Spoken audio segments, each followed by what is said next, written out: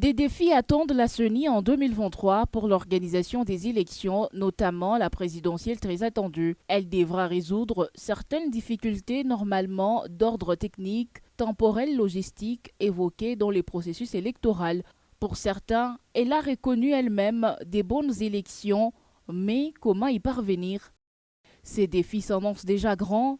Si on sait que certains politiques, à l'instar des Matata Ponyo et des Martin Fayulu, qui ont récemment demandé avec l'appui du Dr Mukwege des garanties sur un processus transparent et ouvert.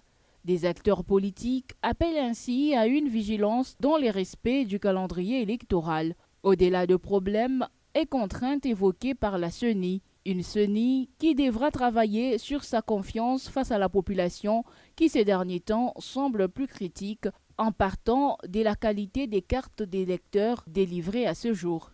Les parties prenantes, les organisations de la société civile, les partis de l'opposition, même certaines structures religieuses posent problème du consensus, de l'intégration.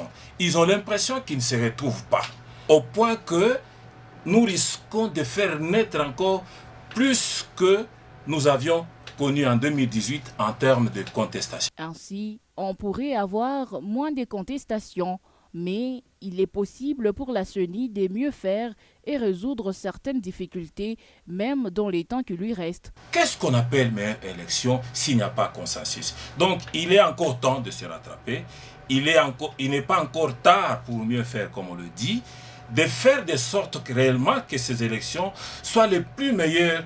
Donc la CENI et le gouvernement ont cette responsabilité-là, grandiose d'ailleurs, d'organiser les élections les plus acceptées possibles. Jusqu'ici, la CENI est à la phase d'enrôlement des électeurs dans l'ouest du pays. Cette opération lancée au mois de décembre dernier dans les 10 premières provinces du pays devra continuer jusqu'aux environs de mars.